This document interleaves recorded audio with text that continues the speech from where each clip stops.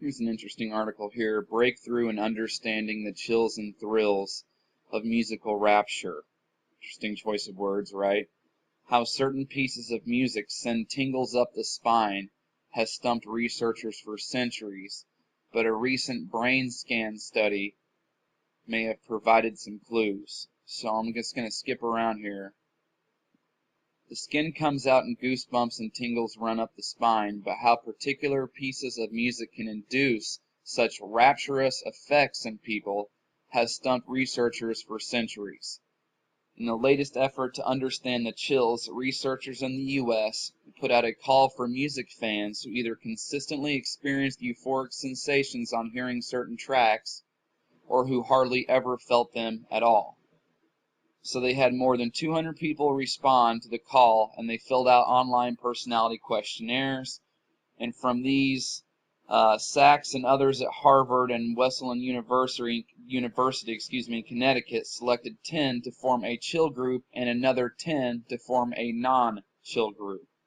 Okay, so they had their brain scanned and they were monitored and all this stuff, right? So when they looked at the scans from the chill group and the no-chill group, they noticed differences in how 3 key regions of the brain were connected.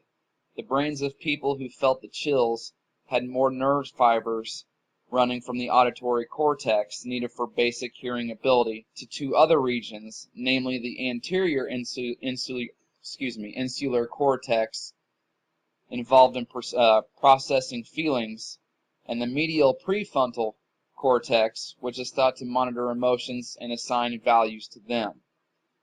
So they said that we think that the connectivity between the auditory cortex and these other regions is allowing music to have that profound emotional response in these people. It's very hard to know whether or not this is learned over time or whether these people naturally had more fibers. All we can say is there are differences that might explain the behavior we see. Some people seem particularly sensitive to music, showing not only a lot of interest and liking of music, but also displaying a physiological response to music, such as the very pleasurable chills.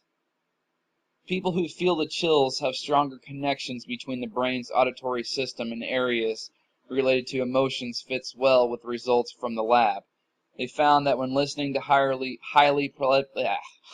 pleasurable music, the auditory system is strongly coupled to the brain's emotion and reward systems. The 2 pieces of evidence together indicate that this interaction between auditory and emotion systems is the basis for musical pleasure, and that people who get more of a direct thrill from music have a stronger connection. So I think they know exactly how this stuff works, and in fact I think they use it all against us to keep us in a very dumbed down, docile state, and as well as coupled with the fluoride and the chemtrails and the poison food and everything else. But I think they very much use tone, frequency, vibration, and sound all against us. I do. And don't you think it's interesting that whenever you get married, you're pronounced man and wife, and whenever you're dead, you're pronounced dead? I just think that's very interesting that they do those things. That's pronounced. So it's very important, all this stuff. Just trying to figure it out, learn more about it. So thank you to everybody for watching, and thanks again as always to my subscribers out there for the continued support.